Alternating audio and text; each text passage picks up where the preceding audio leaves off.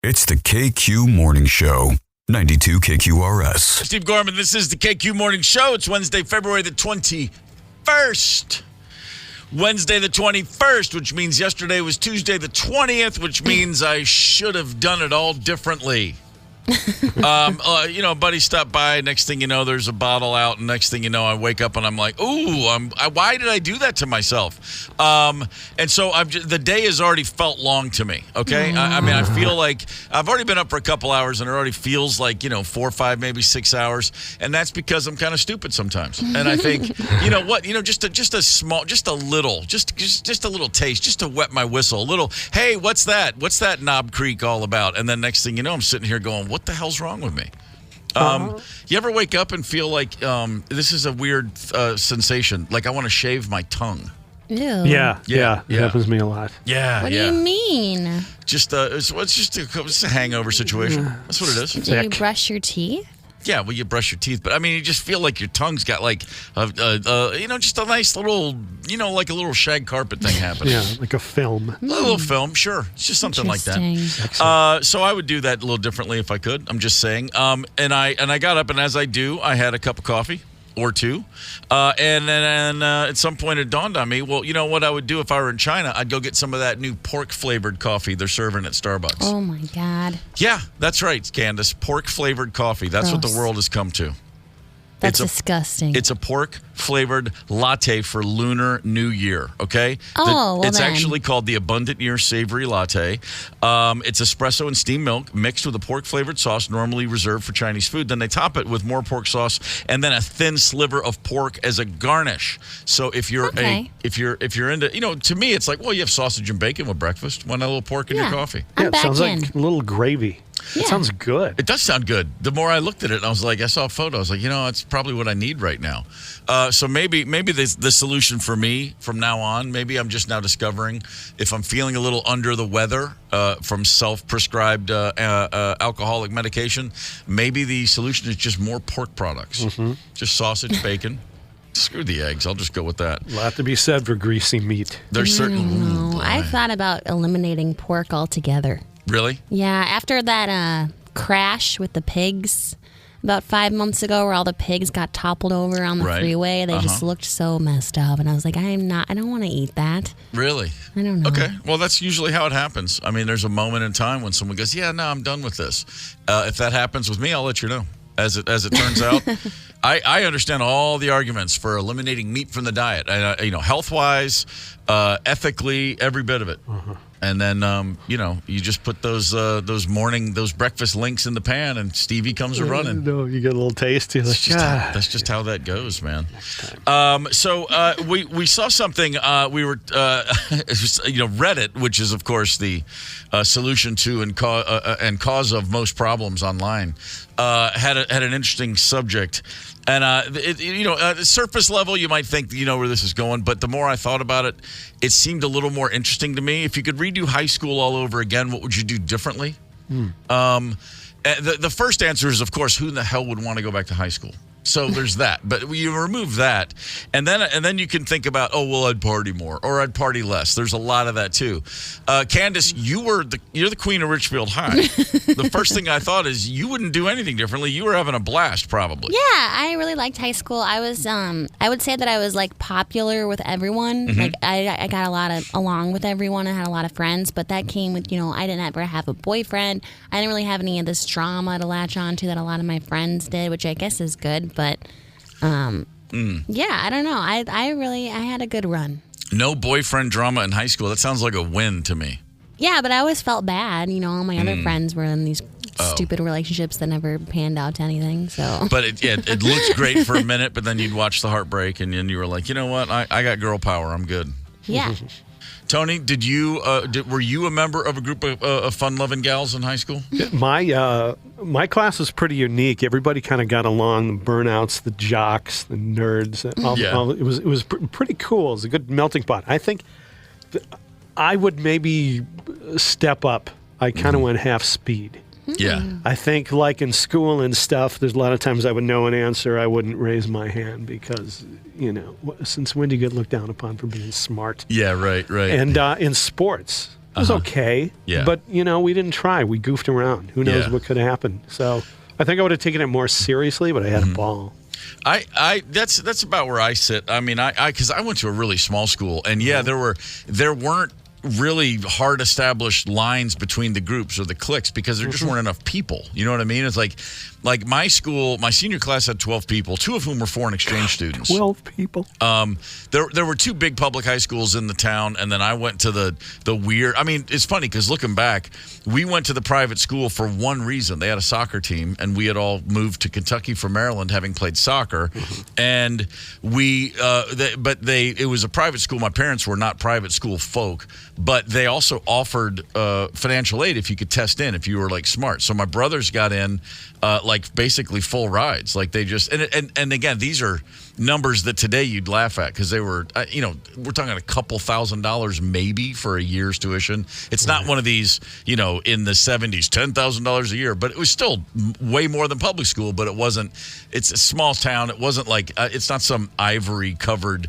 It didn't look like Dartmouth. It was basically the school had opened originally in the convention center, in a series of cubicles. It was just some people who were really trying to do something cool, getting a school off the ground. And they had a soccer team because you couldn't possibly play football. You don't have enough people. You don't have money for the equipment. Long story short, we end up going there. And the school's made it 50 years. It's done great. So all this to say, it was kind of a freak show looking back. It was the people that were at that school were all there. We went there specifically because, again, we wanted to play soccer, but it was an academically pretty tough school. And you had such a melting pot, and they really encouraged the foreign exchange student program. So there's always a couple people from somewhere else in the world, and they had really progressive classes. If there was a semester where nobody had a class, there would be classes. The whole upper school, 7th through 12th grade, was all one big pod of school. And if you had a semester, if you had a section of your day where you weren't able to take a class, you weren't ready for it, or there just wasn't one being offered, then they would take 8 or 9 misfit toy students who didn't have anywhere to go, and they'd sit you down the teacher and say, well, invent a class. What are we going to do? And the class we'd all have a consensus. Well, let's do a military board game class. And okay, and let's do fishing. Stratego. Yeah, it was pretty amazing in that way. Now I just thought it was school. I didn't realize it was weird or unique. But I would watch movies about high school, with big public high schools, and I couldn't relate to any of it ever. Wow. Because in my school, no one ever cut a class. Never, because they would notice. No one took roll call. You could just look around and count heads. That sucks. It was really weird. You just went to class. It wouldn't have occurred to anybody to not go to class because you couldn't get away with it.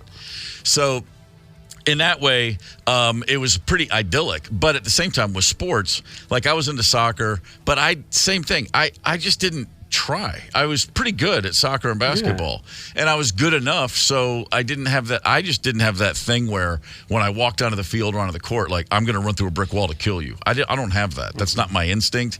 And then my senior year, I got it. And all everyone said is, where has this been? What happened to you? Why'd you wait so long?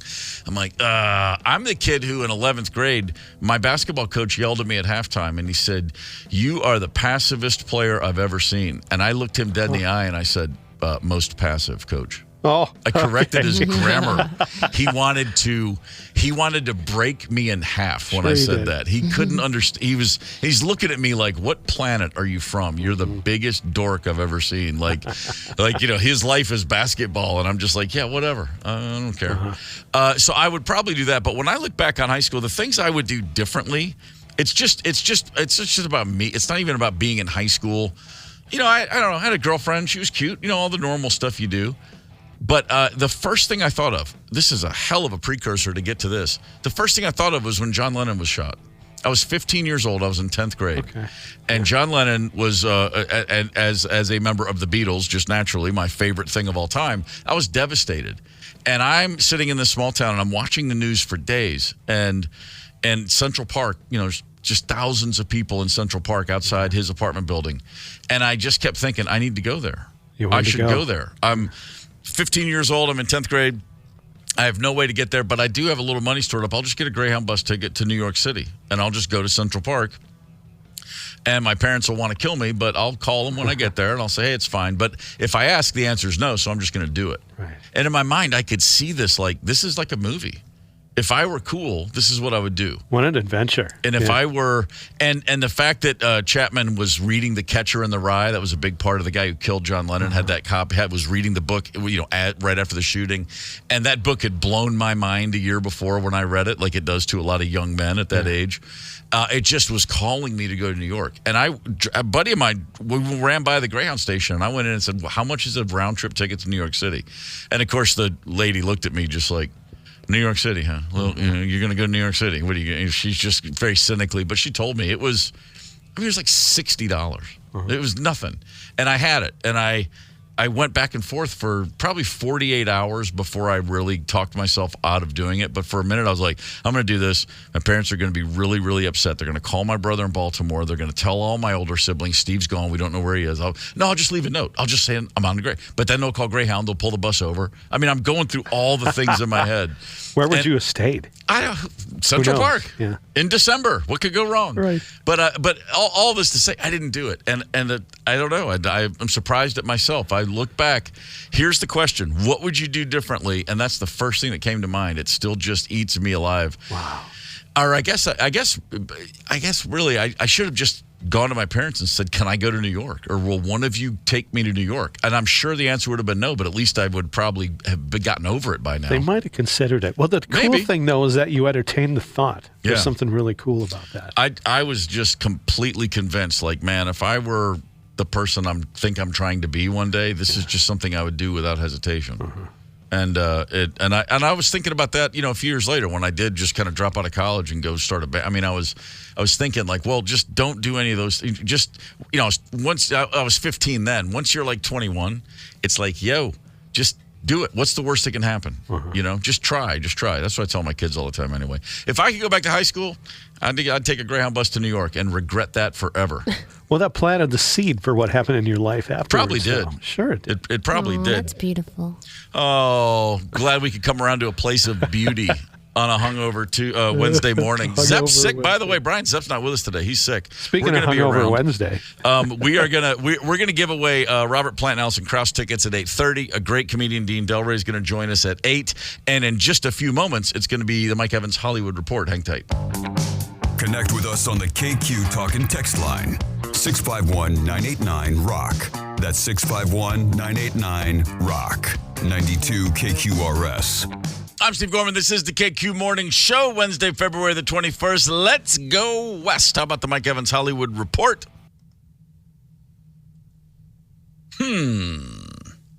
Hang for a sec, and there we go. Thank you. Welcome to Wednesday. Hope all are doing well. Steve and Candice and Zepp and Tony, all Minneapolis, St. Paul. This report brought to you by Marcus Theaters. Did you miss the Tuesday special yesterday? Well, it's coming back around next Tuesday, $6 for any movie at Marcus Theaters. And a great way to see a movie is the only way to see a movie, and that's at Marcus Theaters. All right. So today's report originates from St. Louis, Missouri. We're traveling a lot this week, but you'll be getting a report every day. Hollywood news via London, England. I want to go back a couple of days and talk about the British Academy Film Awards. They were handed out back a few days ago, and they're usually close to how the Oscars play out. And I'm not surprised at some of the big winners. And I am thrilled about a few movies that took the pipe, were shut out, ignored, dismissed. The first would be Bradley Cooper's The Maestro. Just too highbrow, which, by the way, Bradley Cooper directed and starred in. It was boring. It was stiff. The romantic story of composer Leonard Bernstein. I mean, could you get any more boring? And who cares? Also ignored for the BAFTAs was Killers of the Flower Moon. Well, Leonardo DiCaprio and Robert De Niro figured, hooking up with director Martin Scorsese, they were bound to win everything, especially with a 3-hour, 15-minute long film. Wrong. The acting was so-so. The movie, like I said, way too long. The box office a lot weaker than they thought, so no surprise that Killers of the Flower Moon did not get anything. And the final movie that everybody thought would be the huge winner, came back from England with nothing, and that would be Barbie. I can't tell you really down deep how much I really didn't care for this movie. Kind of dumb, over-promoted. But you can bet the Oscars will give all three of these movies something just because Hollywood is very politically minded. But Oppenheimer won 7 BAFTAs, including Best Picture, Best Director, Best Actor, Best Supporting Actor.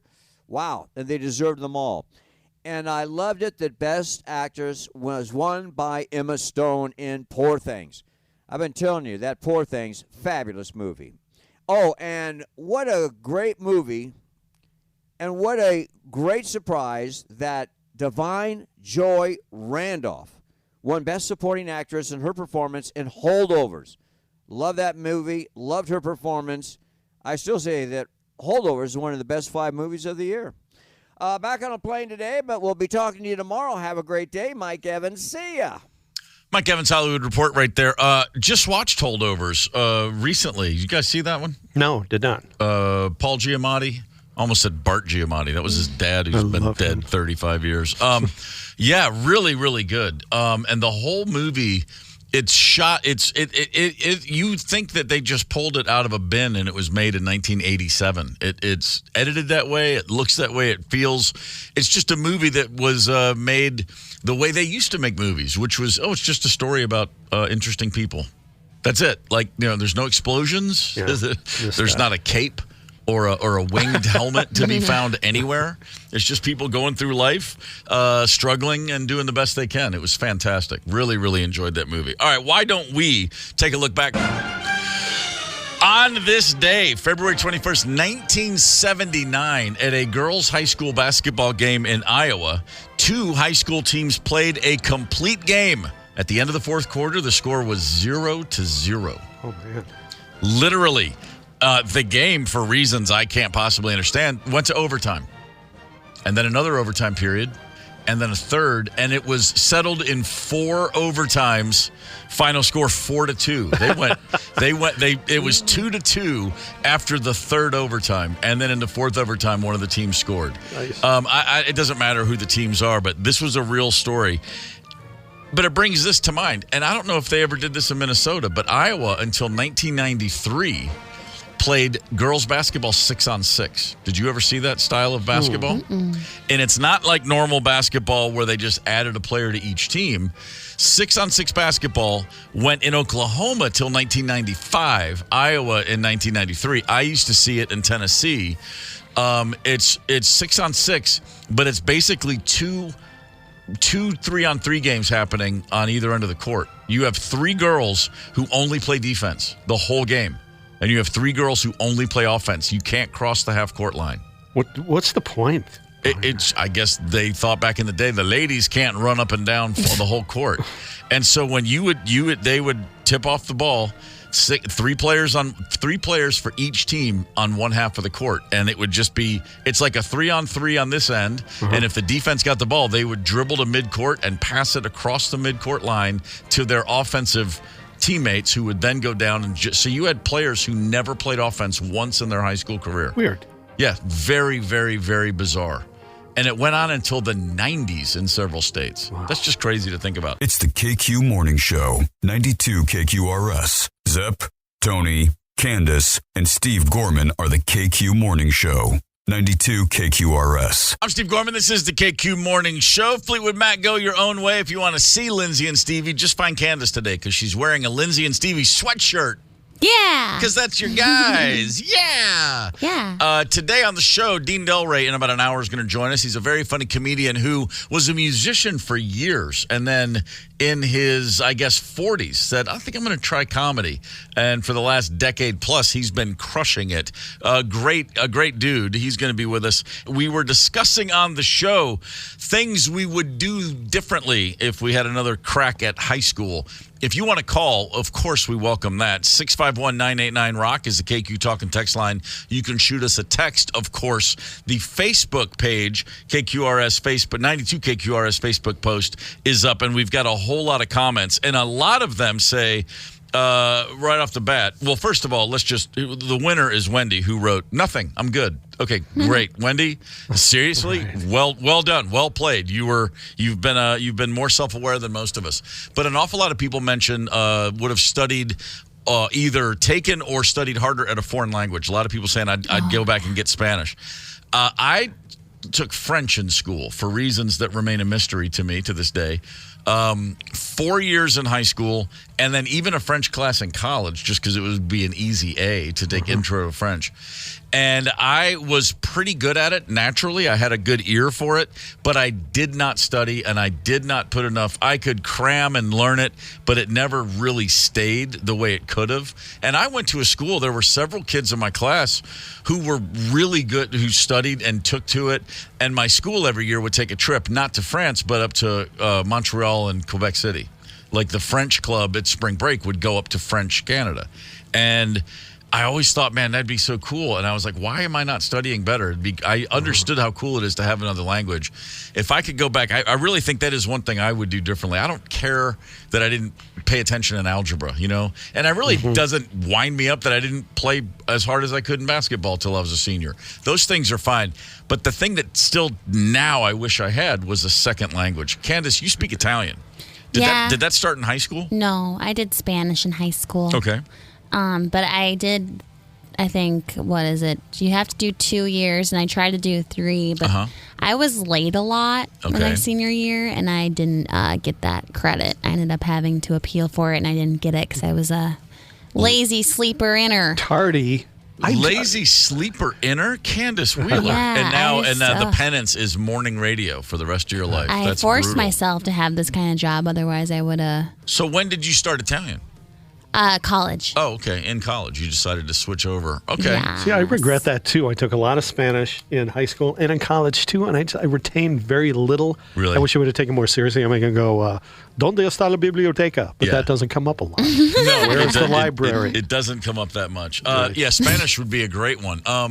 My French, it's weird. I remember all the songs I had to, like I can sing the French national anthem right now. La Marseillaise. I've never lost it. Allons enfants de la patrie, le jour de gloire est arrivé. I can do the whole song. I can sing the French version of Jingle Bells, which is Vive le Vent. It's not about bells. It's Long Live the Wind. Long live the wind. Long live the winter wind.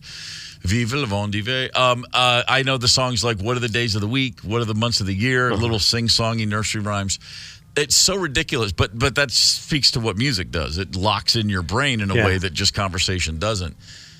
The first time I went to France on tour, I was astonished at how many words I was remembering, like nouns and verbs. I might not conjugate the verb correctly, but I was remembering so much. It's in there.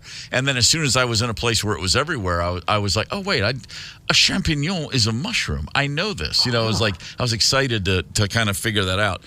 But it never got to where I could be even remotely conversational. I could literally order... And, I could order a coffee, une autre if I wanted another one. I knew how to say little basic things. But one time I spoke some pretty hardcore French late at night, and it was brought from the deepest recesses of my brain in conversation in a bar where I was trying to keep my cousin from getting his head stomped in by some people because he had bumped into drunkenly basically started an altercation with some very mean, tough-looking French dudes. One of them had a knife. I'm not making this up. Okay. And I said, hey, man, sorry, we're dumb Americans. He's drunk. We don't mean any problem. I did this whole thing, and I talked ourselves out of it. And my cousin and one of the guys on our crew looked at me, and I was like, what? And they were like, well, how did you know how to say that? And I go, what are you talking about? And they were like, was that French? And I go, oh, wait, I was just speaking French. And I'm like, wait, what did I just say? I knew how to explain that we were dumb, drunk Americans and we meant no offense and we're really sorry. And then I realized, oh, it's because I'm on acid right now. And it apparently, unlocked it. my Rosetta Stone just happened to be LSD, and it was the first time I'd ever taken it, and I was like, "Wow, this is amazing." That's fascinating. Everything you've ever learned or thought of is locked in there somewhere. You just have to find out a way to open and the it drawer. sounds like a shtick or a funny story from the road. It was. I mean, it's dead serious. We went back to our hotel. This happened. We were actually in Barcelona when this happened in Spain. Went back to my hotel, picked up a brochure, a pamphlet in the lobby that was written in. There's English, French, Spanish, German, all the languages, and I'm reading that French and recognizing it all. I mean, I was like translating directly.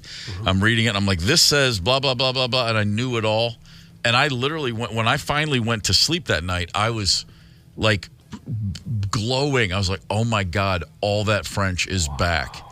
And then I woke up and it was all gone. Sacre bleu. Yeah, that was it.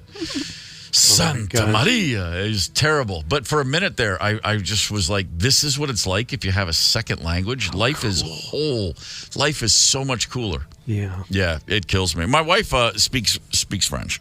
She took it as a student and spent some time over there herself. And she is the kind of person, if she speaks French at a certain level, if that were me, I would tell you right now, oh, I'm fluent in French. And what she'll say is, I'm not very good at French. It's like the difference. But if she goes somewhere where people are speaking French, within 3 days, she's completely conversant. She's just going. And I'm so envious of that. Like, man, I could really use that. My favorite Spanish word, albóndigas. Okay, which is? Meatballs. Wow. And I like the way that you have to put the albóndigas. Sure. That's pretty strong right there. The KQ Facebook page. Yeah, so anyway, a lot of Spanish. I do like a lot of people saying I would just be myself. I wouldn't been so concerned with what other people think, or I would have pursued my dream. And I mentioned, in an hour, my buddy Dean Delray's with us. It's an interesting thing to be, to do one thing and then in your 40s do something totally, just switch gears completely. Went from life as a working musician to comedy, which is not the easiest nut to crack, and especially at that kind of an age. And I always love any story of somebody just taking on something new, what I say later in life, because you're kind of conditioned early that you better figure it out by the time you're 25, at least back in the old days, that's what it was. Like when I dropped out of college at 21, and I had friends that were my age who were going, man, you're crazy. What are you doing? I'm like, I'm 21. They're like, yeah, you're 21. It's too late. Like, you're throwing away your college. And I'm like, I can come back if I need to. I just didn't have that. But, man, it was amazing to me how many people, like I said, similar 21, 22-year-olds looking at me like I was nuts. Yeah, you lost your window. I guess I lost my window to be miserable. Yeah. Like, because I hadn't, it's funny because I was a broadcasting major. And then, of course, years later, I said, well, I kind of want to still do some radio stuff. But the idea that you couldn't just come back and reverse course. I was like, well, I'm changing course now. I'll change course again. I didn't get too hung up on that. Cool. Yeah. Well, I mean, it worked out. But then again, there are plenty of people for whom that would be akin to putting them, that's like what do you mean you don't have a plan? I do remember very, very, very clearly talking with some buddies in our 30s, and I recognized, oh, wait, they've had a plan, like from day one. And they're sticking to it, and they're really happy with that. Are they happy with it, though? That's the thing. Well, they're yeah. I mean, I can definitely think, because it's just that's what they were looking for, and they got it. It's like, I think their subconscious was aligned with their reality, which was like, I didn't feel like I needed a plan. I kind of got bored at the concept, and I can look back and go, I wish I'd planned a little differently, in a variety of ways. But I'm really glad I didn't too, because there's getting your ass kicked is really good for you usually in life, is what I've learned. And when you're hard-headed like me, you got to get your ass kicked sometimes to wake up and go, oh wait, I guess I don't know everything. So, I can't really complain too much. You know what I'm saying? That's how it goes. We got a text from Florida, said that if they could go back to high school again, they would just skip school more. They'd skip school more. Yeah. I, again, really wish I knew what that was like. Yeah. I went to such a small school. There was just no skipping. None whatsoever. I actually my senior year of high school was a blast. And it really was for a lot of reasons, but primarily because my dad split right before my senior year. And And that was jarring, and it was upsetting, and it was really hard for my mom and for, just everyone's idea of, wait, who are we? Like, I'm from a family, and my parents are married, and suddenly they weren't. And suddenly my dad was just, like, gone. Like, where the hell did he go? But it was the first time where it was, like, just that idea of, oh, wait, there's no plan. We're not sure. And I found myself really enjoying, you don't realize how constricted you feel until you don't feel constricted a lot of times. And I didn't realize, like, I was kind of on a Hot Wheel track in life, like, just because I'm the 8th kid in this family and this is how we do it. And there's a Gorman way and all these things that no one actually says, but that's your worldview. And I had one very, very strong. And when it just got when the snow globe got shook, and all of a sudden it seemed like there was all these rules that we had never discussed, but they're clearly in place, and now they were all gone. Yeah. And I was like, hey, this is kind of cool. It's very freeing. It's incredibly freeing, especially that it's that thing of I didn't even realize I didn't already feel free until I suddenly was like, oh, wow. So, yeah, pretty, like I said, that's one way I guess I'd say, getting your ass kicked. That was a bit of an ass kicking for me at the time. So yeah, a jolt to the system like that, a good little. It's like a nice. What do you call it? Blast of water in the face. Embrace the weirdness. Embracing the weirdness is pretty important. Hunter Thompson always said, when the going gets weird, the weird turn pro. You need when the world goes weird, you better have some weird friends, because they're the ones who are going to navigate that sucker for you. It ain't going to be the guy who gets up and brushes his teeth every day and goes to work at a bank. Wait a minute, I don't understand the protocol. Right. It's very, very true. Candice, great news for you I want to share. What? A lamb has been rescued in England. It was stranded for 2 days right next to a barrier on a very busy stretch of highway. For 2 days, people have been trying to save this lamb on the M1 highway south of Watford Gap, isn't it? They couldn't quite find him. People kept spotting him. He was next to a median barrier when they finally got him. He's been dubbed Gappy by National Highway officials because, he was in the gap. He did not mind the gap. He fell into a gap between the road and a barrier and a concrete median and whatnot. But the guys who finally found him and got him, Candice, they said the little lamb came right over and started cuddling up. So there you go. Yeah, lambs and goats, they're just like dogs. I actually read this story about how they did this study, how they can distinguish human emotions, especially happiness and anger, through our voices, just like doggies. Really? Yeah. Okay, here's a question, and I'm being dead serious. I think I know the answer. A lamb is what, a baby sheep? Yes. Okay, and a baby goat is called what? A goat. It's just a goat. Yes. So you get a brand new baby goat. You're like, hey, look at that goat. Yeah, I mean, they call them kids. It's not like a technical. I don't know if it's technical or not, but well, they're kids. But they're all the same, fam. They're the same. I get it. I'm just curious about the terminology for the youngsters. So you look at a baby goat and say, look at that goat. You look at a baby sheep and you say, look at that lamb. Yeah. It is a little confusing, I suppose. Well, not really. I'm just old and absent-minded at times. I'm not a sheep expert or a lamb expert. I just know about goats. Someday. You'll get there. They seem the same. I don't know. I would love a sheep. They're so cute, but that's a lot of work. You got to shear them, and oh, God, they get so dirty. I don't need to wash my goats. They wash themselves. You know what I'm saying? Do you ever speak to your goats in Italian? I'm sure a few words have popped out. Yeah. Okay. Just curious. They often do. Well, as I mentioned, I'm slowing down because anybody does. Every guy does. And you know what? I've got a few tips. Gentlemen, if you're wondering what you can do to ramp back up in a 360-degree way, we've got some tips for you. And it's a lot simpler than you think. Hang tight. Connect with us on the KQ Talk and Text line. 651-989-ROCK. That's 651-989-ROCK. 92 KQRS. I'm Steve Gorman. This is the KQ Morning Show. What was that? Ozzy Osbourne and who? Candice Wheeler? Yeah, Lita Ford, Ford, man. Give me some Lita info. Well, she's going to be at the Medina this Saturday. Nice.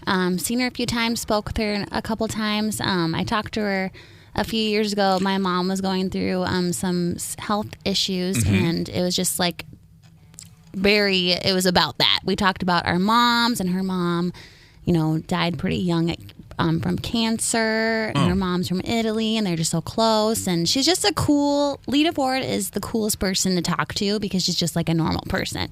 Like, she has stuff going on in her life that she's not afraid to talk about. She's very true to herself. She's super tough and carefree. Yeah, and she's awesome live. She's looking good too. She's still wearing the Runaways, red leather jumpsuits and all that stuff. She does look good, and so she's at Medina at Saturday night, and in fact, in about an hour from now, we're going to give away tickets to see Robert Plant and Alison Krauss, and we have Lita Ford tickets as a runner-up prize. So we're looking into it. So you've seen Lita Ford in concert then several times. Yeah. Still puts on a show. Is what you're telling me. And she sings a few Runaway songs.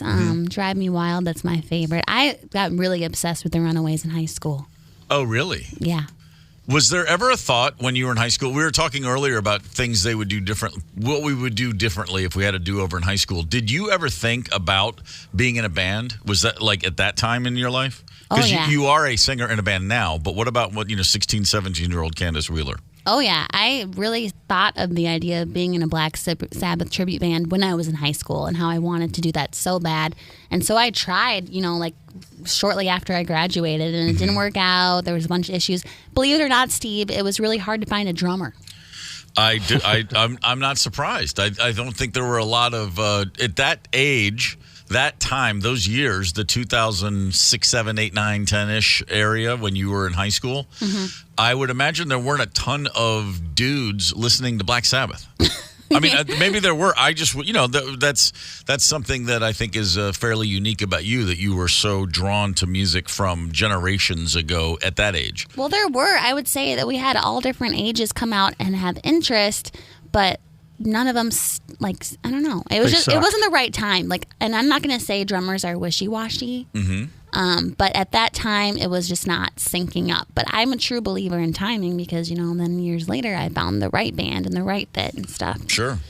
Ever a thought of starting a band like the Runaways? I'm thinking like an original music. Maybe you and some gals just get it going. Ever have I still want to do that. So, ladies, if you're listening, let's go. Richfield 7. The Richfield 7. Sure, you can have horns, percussion. That'd be fantastic. Full strings. Yeah, that'd be cool.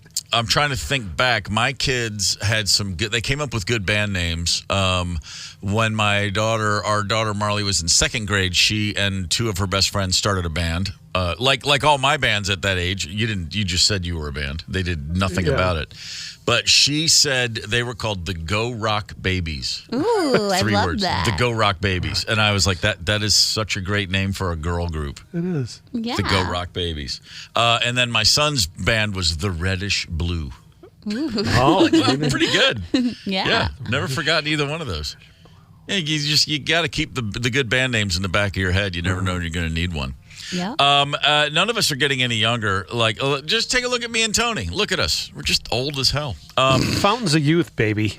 Men do slow down across the board. And I've got a list here. Listen, as we age, things change, including a man's libido. There are things that can be done before maybe going to the little blue pill. Just certain foods that you can eat that are not necessarily aphrodisiacs, but science and health and fitness and nutrition folk all say these do really help. Everything from improving energy to actually boosting testosterone. My penis? If you want to get that sex drive back, aging gentleman, check this out. Here's a list of things you might want to add to your diet. First, watermelon. Watermelon improves blood flow to the heart and sex organs. Wow. Right. Yeah, so you'll be spitting seeds before you know it. See what I did there?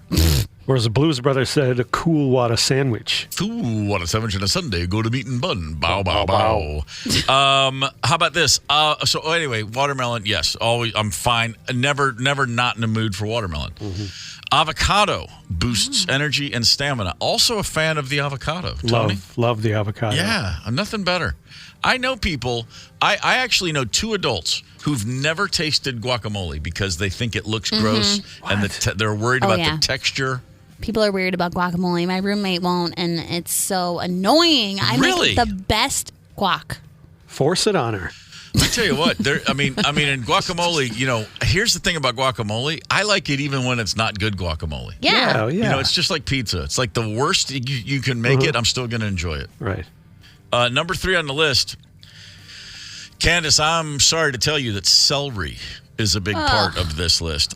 Raises the odorless hormone released through perspiration that sexually attracts women. And let me tell you something. You give me 2 stalks of celery, and I have to beat women off with a broom. What the heck? They say that celery I'm and just kidding. Pineapple juice. Celery and pineapple juice. In that, yeah. Okay. So if you see a guy just chawing celery, don't be so judgmental, Candice. Fine. He's doing that for you. Okay, I'll try to be less judgmental. I just think it's annoying. Like, celery doesn't taste like anything. I think it ruins soups a lot. People put it in their chicken noodle soups. I just think it ruins it. But if it doesn't taste like anything, how does it ruin it? Because I have to eat this tasteless thing. Okay. All right. Fair enough. Ants on a log, man. Wow. What was that again? Peanut butter and raisins? Peanut butter topped with a few raisins on celery. But you're just eating that so you can taste the peanut butter. It's not about the celery. I'm fond of the celery. The celery, celery's like a perfect delivery system. You're not going to just put peanut butter on your finger, although we all have. Yeah, I've done that. But it's a scooper, and then it's just giving you a solid base. Okay, I'll give it a try. If you want to, if you're cutting back on carbs, you don't want to have a piece of bread. A piece of celery is nice with the peanut butter. The raisin thing, I like raisins. I like peanut butter, but I just never thought to put them together like that. Get crazy sometime. Keep an open mind. Sense of adventure. What's the matter with you? Are either of us really obsessively smooth or crunchy, or is all peanut butter good? All peanut butter good, but prefer crunchy. Yeah, I'm with you. But I'm thrilled with smooth peanut butter too. Sometimes I like it smooth. The closest peanut butter to me is always a good peanut butter. Yeah. Next on the list, nature's batteries, I like to call them, bananas. Bananas. Enzymes in this fruit do help men get in the mood. Bananas. Potassium's a turn on. Yeah, it's like the if you're going to be cramping, the leg cramps, you want that vitamin K and that potassium. Oh, sure. Bananas are going to keep you healthy. Pumpkin seeds, who knew? Boost testosterone and can help sustain a woman's sexual desire. Pumpkin seeds for all my friends. That's it. I'm going to walk around. I'm just going to be Johnny Pumpkin Seed now. Here, you want some pumpkin seeds? Hey, I noticed you're looking a little, peaked. Want some pumpkin seeds? Have a little baggie on you at all times. We did that this year. We made some pumpkin seeds. We gutted the pumpkin. Right. As you do on Halloween. Sure. And then we roasted those seeds up, and they were pretty good. We put some tahini on them. And then did you just end up in the sack right after? Was it that quick? Okay. Honey. No, I'm not calling you honey. I'm saying honey. It impacts neurotransmitters tied to sexual arousal and testosterone production. Did not know. I'm new to the whole concept that if you're dealing with allergies, honey is a good thing locally sourced honey can help you with like hay fever, like whatever seasonal allergies you may get. Get honey from where you are, from as close as you can, and apparently that's a really helpful way to combat allergies. Cool. And never goes bad, ever. Oh, that's right. Honey, you can just have honey forever. Yeah. Wow, that's amazing. Yeah, the honey industry, they don't want you to know that, but yeah, it's true. It's like I remember when I used to look at, my first albums. I had Beatles albums, and I'd read the liner notes obsessively because you just sit there and play the album and just read the back of the label. And I would read the actual, disclaimers and stuff, this product. And they used to say, this is a product of Capitol Records. And the wording was always, it cannot become obsolete. That was on the back of a jacket, of an album jacket. Oh, funny. I'd like to go back and read what that was talking about. But I remember going, it cannot become obsolete. What does this mean? It's code for something. And rather than go and ask an adult, I just made up a meaning. Okay, I think I know what that means. Because, why would I want actual information? Salmon is good for you, gentlemen. Salmon boosts blood circulation, which can help with maintaining an erection. Chauncey does not need salmon, as we've all learned. Look at him now. He's snuggled up, sound asleep, snoring at my feet. But he's the kind of guy who just likes to walk around letting it fly. Just I'm happy to see you, and here's an erection. And he looks so, his face looks so cute when he does it too. He's just like, he doesn't even really know what's going on. No, he doesn't know what's going on. He's just like, I don't know, is it just me, or do you guys feel kind of frisky? I present to you. You guys feeling frisky? I sure am. And finally, how about this? Last thing on the list, gentlemen, figs. Figs, okay. Figs, packed with amino acids that increase libido and improve stamina. Figs. I don't know if that includes the fig Newton, but when's the last time anyone ate a fig? Yeah, what? Yeah. I didn't know. I didn't even know you could, honestly. I just thought they were fig Newtons. Is that something that makes you poop if you're constipated? Or is that a prune? Well, prunes they both do, but prunes are the one that definitely do the job. I might have to look into that. Really? For that added benefit. I love Candice's constipated voice. I'm feeling backed up. I'm feeling chugged up. You know what I could use is some sort of clearinghouse device. Some prune juice. Need a release. Candice's prune juice, available everywhere. I mean, listen, there's some branding to be done with a hot, sexy prune juice angle. What only prunes will do. That's right. You know what it's like to feel like empty. If you like cheese as much as I do, you're going to need some of my prune juice. And then spell prune like P-R-O-O-N with an umlaut over the O.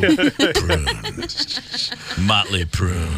Oh my God, think of the merch I could make. That's what I'm saying. We're stumbling into something here. Wheeler's Prune Juice. Rock that bowl. Yeah.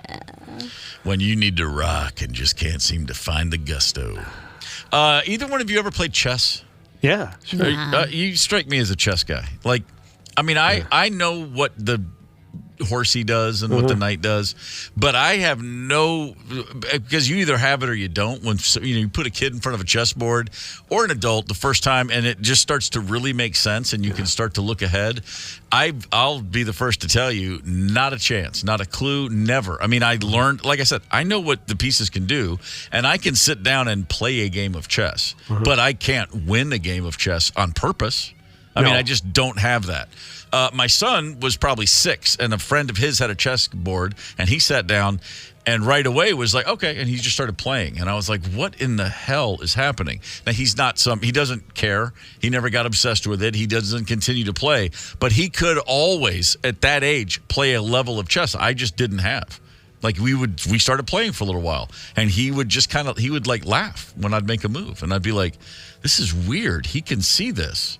Same with my little guys, too. Hud and Gus would just smoke me. Make me look like a complete idiot. That's amazing. And I'm asking that. I mean, I'm mentioning it because there's a kid named Ashwath Kaushik. He's from Singapore, and he just defeated Jacek Stopa from Poland. Jacek Stopa's 37 years old. He is a grand master, and at an official chess match, an official tournament match, this kid from Singapore beat him. This kid is 8 years old, and he beat a 37-year-old grand master. 8. What on earth are they feeding this kid? This is really, really astounding to me. 12 players in the history of classical chess have defeated a grandmaster at the age of 10 or younger. Fascinating. And there's only been 2 8-year-olds. And by the way, all 12 of those matchups have taken place in the last 13 years. So there are just children out there. I mean, I remember watching the movie Searching for Bobby Fischer, one of my favorite movies of the 90s. Good movie. And the scene when the dad is getting frustrated and he's, I think Bobby, the little kid has a teacher like at school who doesn't understand his gift, and the dad says, my son's better at this than you'll ever be at anything in your life. And, it's a heated moment, but I just remember seeing that movie, and that hit me like, wow, what must that be like? Like, you're looking at your kid. I mean, imagine this 8-year-old's parents, and he's out there beating grandmasters. He's 8. He literally probably doesn't know how to tie shoes because his brain is so into chess. They got Velcro shoes on this kid, but he can beat a grandmaster at chess. He's never going to have sex. He's never going to have a girlfriend, but he's a grandmaster at 8 years old. It's amazing. I know. The raw young mind is astounding. There's a true story, too. A buddy, a guy I know, I've mentioned him on the show, Steve Conrad. He's a screenwriter. Yeah. He's a TV showrunner. He's a made guy. Brilliant writer. And he wrote a whole screenplay recently, and it's in development, a movie, and it's a true story of a kid from upstate New York who I think at 9 beat a grandmaster a few years ago. Really? Emigrated from Nigeria, the family, and got to like Rochester, New York, and were living in a shelter. And this little boy was 6 years old who had just come literally off the plane, and someone in the shelter had a chess set. And a kid walked by and just looked at the board and watched two people play a game, and right there sat down and just started whipping. And he's a grandmaster. He's like 13 now. Amazing. And he won all these national tournaments. And that's what I mean. It's like he watched chess the first time in his life and immediately got it and was beating adults. And he was 6 or 7 and barely spoke a word of English, but chess was his language. It's just like that Queen's Gambit stuff. Some people just see that. They see that game. They see that board. It's just endlessly fascinating to me that somebody can look at that game and just recognize it and embrace it. What an amazing thing.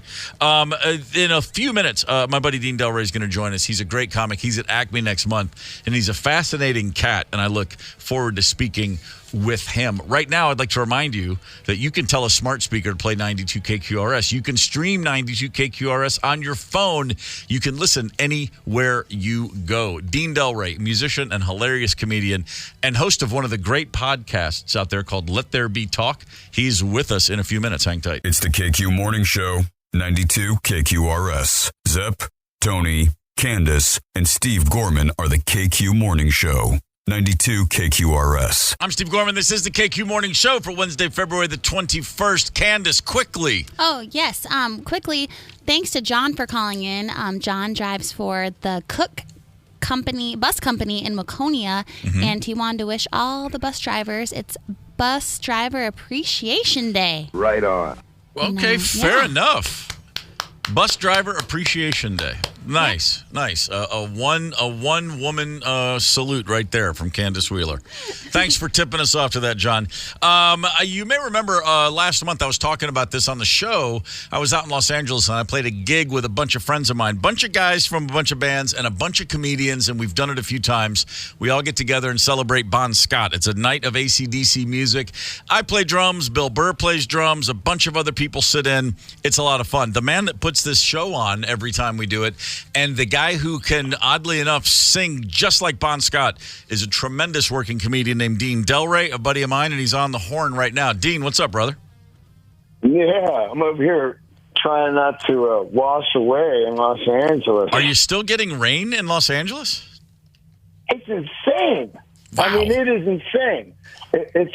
I'm ready for the drought again. Yeah, yeah. It's a definite, like they say, feast or famine situation going on. Dean, I'm always, you're going to be. I should say, Dean's going to be at Acme next month here in the Twin Cities. This will be your first time coming into Acme, correct? Oh, man, yeah, and I'm fired up. I've been wanting to work that club for like 10 years, and it's finally happening. So here I am up at 6 a.m. my time to get some butts in the seats, It's a great club, as you well know. We're pretty spoiled to have a place like that here in town. I'm looking forward to seeing you, both because we're buddies, but also because you happen to be, thankfully, a really, really funny man. Dean, you've always fascinated me. I love turns in life when people go in a new direction. You were a musician first and foremost for many, many years from the Bay Area. Yeah, matter of fact, I actually played gigs. I think I opened for the Black Crowes a few times back when you were in the band. So I played music like 25 years, and then at 44 years old, I started comedy. Wow. That's a heck of a jump. I mean, there's a lot of, we all know musicians and comedians, there's a lot of connecting points. And a lot of musicians I know are hilarious people, and a lot of comedians I know are musically gifted, but they don't often jump streams. You usually make that decision early and go.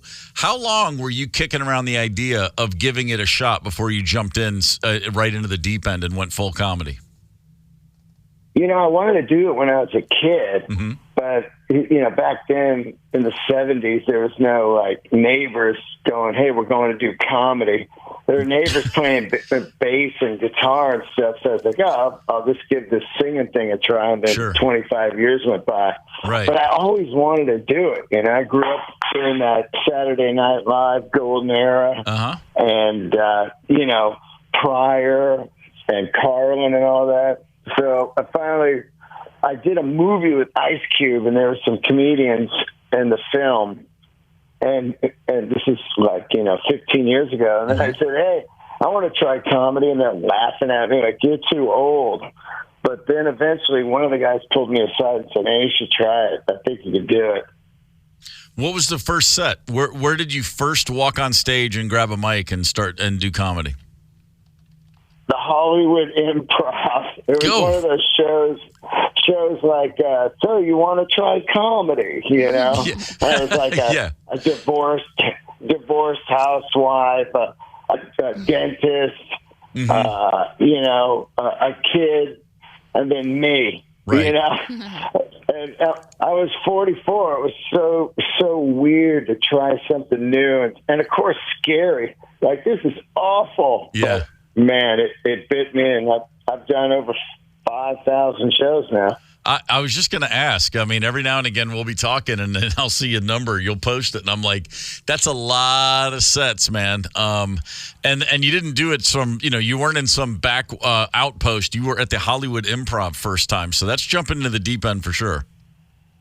Oh yeah, and I had a great set. So the next night, I got to get on again, and I went on at the Comedy Store at like a kind of an open mic style show, and I just bombed so bad. It was awful. Yeah, when you're on stage with a band or you're playing a song, you can act like you're the sound man screwing you over. You can act like your guitar's out of tune. You can act like you can't hear yourself. When it's comedy, you really got nothing to blame except you. Oh man, and the thing was, I was trying to mimic exactly what I did the night before, where I took breaths of air. Sure. It's like, and it was like that, Pink Floyd Dark Side of the Moon, or not, the Wall movie, those animated people just staring at you with big eyes. Of course. And I was just like, it's so funny how, like, 3 minutes could seem like an hour. Sure. It was awful. I was in Nashville years ago, and I got asked to be a part of a thing that Ari Shaffir put on, and I got up and did like a 5-minute bit at Zany's at like midnight. Everybody was drunk. You couldn't possibly bomb, but it went really well. And when I walked off, a bunch of guys were there, Kreischer and Ari, and they all said, "Don't ever do it again." And I go, really? And they go, oh, no, you just did it. Your next 5 times will suck. Don't, you one and done. You were nervous. You got up. You did it. And I took that advice because, man, you're not kidding. It was the longest 5 minutes of my life. You can't even believe it, Yeah. It's like, you can be funny. If you've been in a band and stuff, you can be funny, like, one time because... Sure.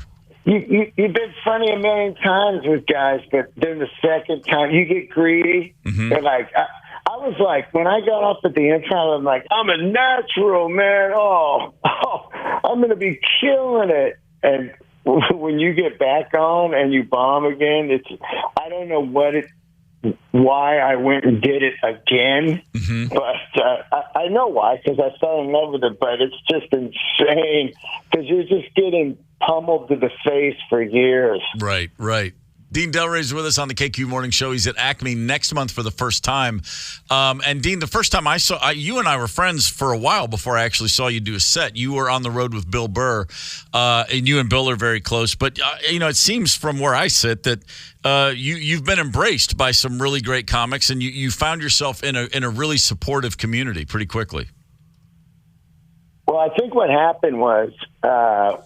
When I started, there was like a serious hazing at the Comedy Store. Like, look at this guy, man. Who's this guy, this old guy?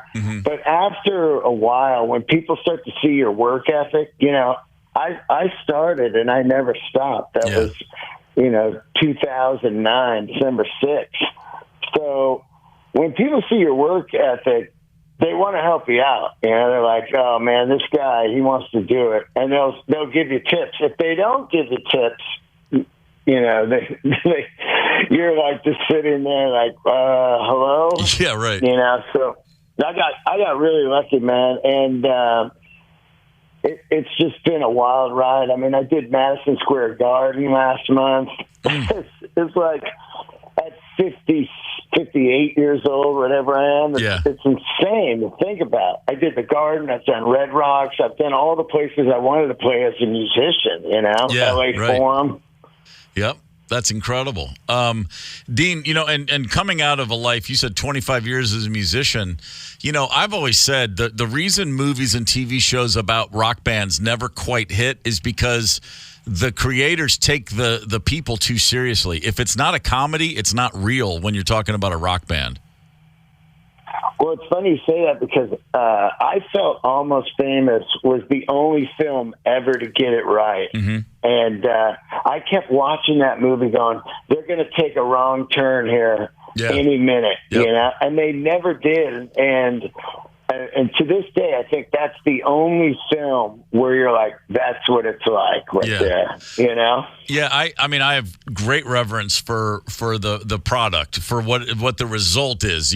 Records mean as much to me, if not more than anything else. But the people who make records it's every band is a clown car. I don't care who, other than the Beatles, because they brought everyone in on the clown car and they were just on stage 24/7 and they made it work. Every other band, I don't care. Like, I love Led Zeppelin. I guarantee if you could be a fly on the wall at some of those sessions, you'd be like, this is comedy gold. These guys are out of their minds. But that's what it takes. Oh, absolutely. You have to be a complete pirate, mm-hmm. and Pirates of the Caribbean, that thing's hilarious, because it's just, you've got these guys out there and you have to be fully delusional also. Of course. To do it. You'd never start it otherwise. Yeah, you're like, we're gonna make it, man. And it's like, to have that is, and then quickly you figure out who's the real deal because you're like, I don't care if we make it. This is incredible, and that's how I took comedy. It's like, I didn't think I was going to be where I'm at now. I just did it because I loved it every day, Dean Delray's with us on the KQ Morning Show. Your podcast, Let There Be Talk, it's huge now, and it's always been good. Did that start initially? I guess I'll just ask, what was the initial thought of what you wanted that to be? It's exactly what it was that I thought about was, okay, I played music 25 years and started doing comedy. Let me interview all my, close musician friends and see if they've ever wanted to do comedy or something else. I'd ask that at the end of the show, you know? Right. So then it snowballed into this massive show that, I've had AC/DC on, their only podcast they've ever done. Mm-hmm. I interviewed Gene Simmons, who, Kiss was the reason I got into music. Right. And everybody, Rob Halford, John Mayer. It's just been a wild ride of who's been on board and total dream, Yeah. Oh, it's fantastic. And just before I forget to say congrats, because you and I met, it's almost 10 years ago, I think, when I did that podcast. And so it hit my radar. I've been listening ever since, and I've just watched it grow. Not unlike your comedy career, just slow and steady, shoulder to the wheel every day, and look where that thing is now. It's been awesome to watch it all explode for you. Yeah, thanks, man. Let There Be Talk, 12 years now. Awesome. You can get it anywhere, YouTube, iTunes, everything. Yep.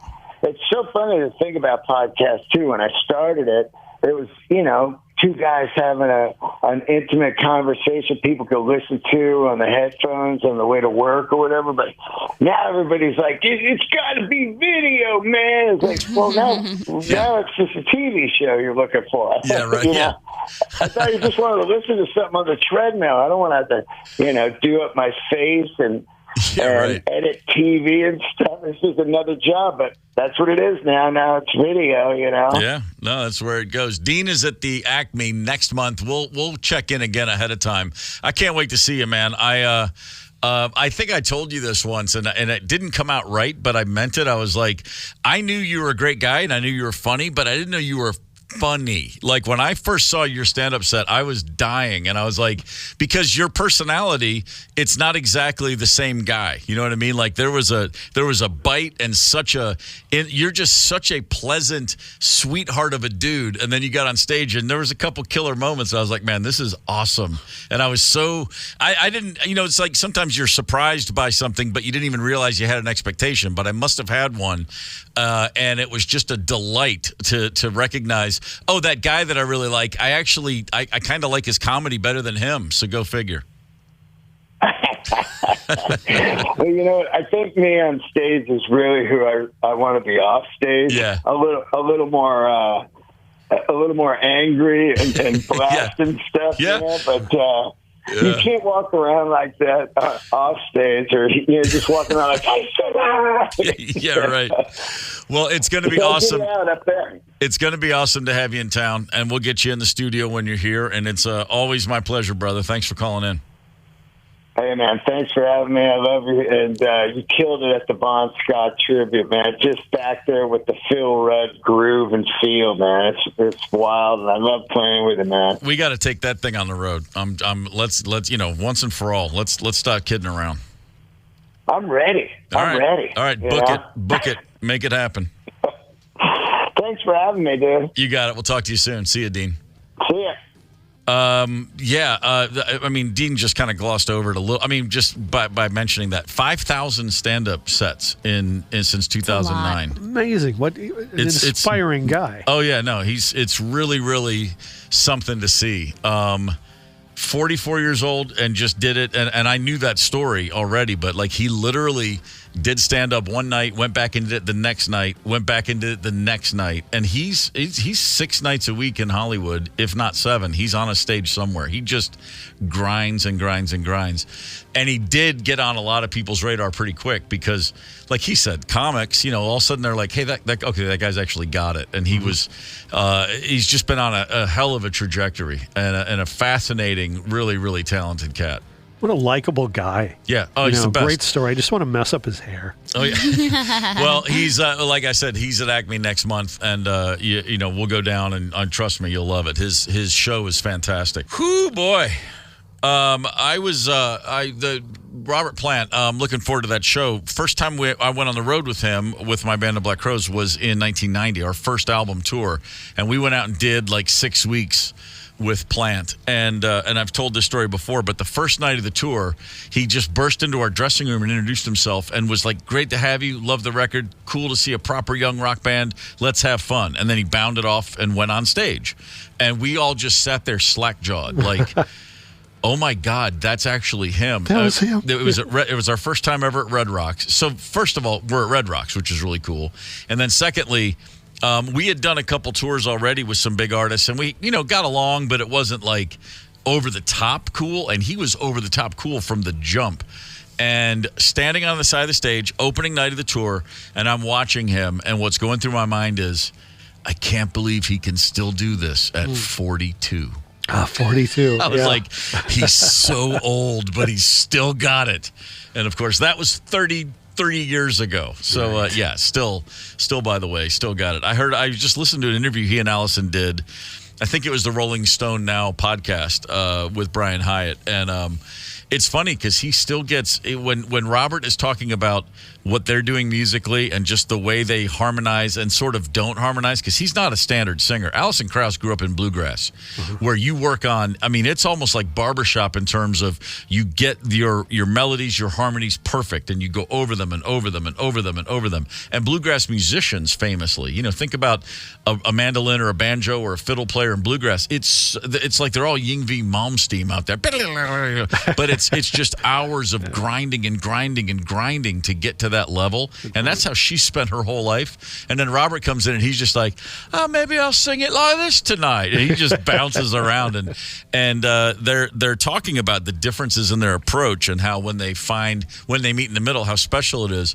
But listening to that guy just talk about music in that way, I mean, his voice gets younger the more he talks because he's in his late 70s and he's excited about it. But it's literally like Bono said about Keith Richards. He said when he puts a guitar on, all the wrinkles leave his face. That's fascinating. And listening to Robert's speaking voice, it just gets lighter and lighter and lighter the more he talks about music. Wow. And it's really, that's one of those little telltale signs. Like you can listen to a lot of people who've been doing it a long time and you hear their interviews and you don't often hear them get lighter and just more, it still turns him on so much. Just music and thinking and listening and talking about music. Mm-hmm. You can tell it's still his favorite thing.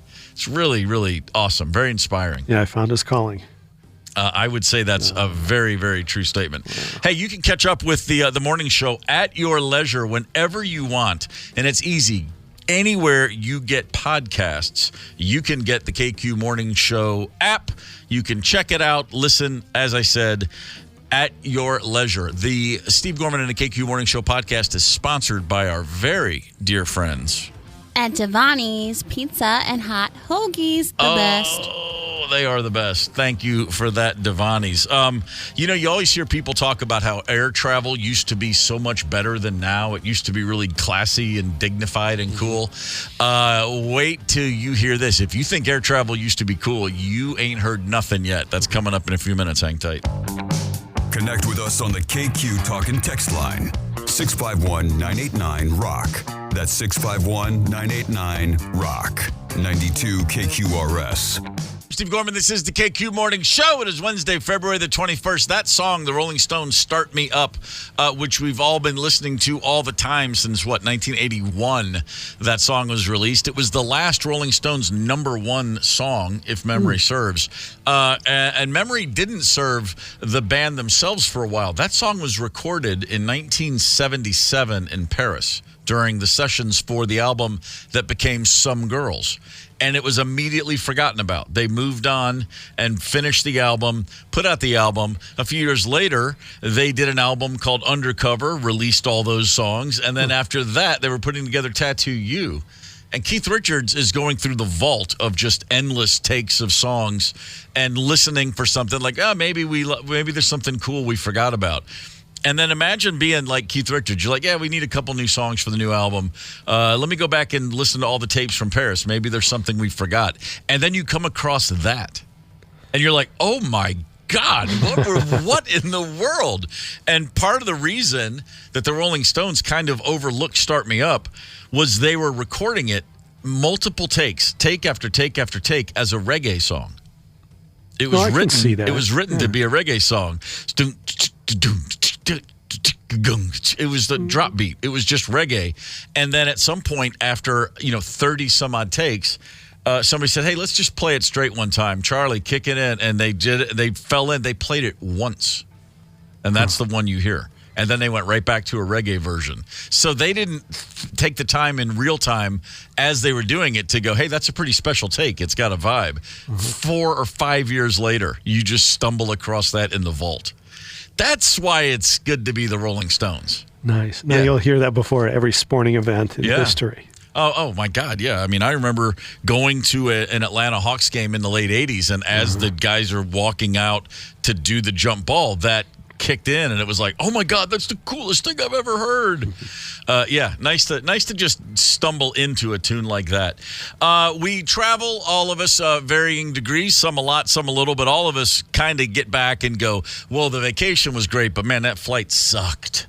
My son was in Texas with friends over the weekend, and the airline, I don't want to, cast aspersions and badmouth people, but it rhymes with Shamerican Airlines. They didn't tell him that they had canceled his flight and put him on a new one. and the flight home from Austin back to Indianapolis was now no longer a nonstop. He had to connect through Chicago. And again, never got an email, never got a text. He just logged in the day before to get his boarding pass, and that's when he found out. So he was a little ticked off. I said, hey, man, these things happen. It's cool. And then he gets on the plane. He's in the back row of the plane. He's literally the last seat on the plane, on the aisle, right next to the bathroom door, which he said smelled bad.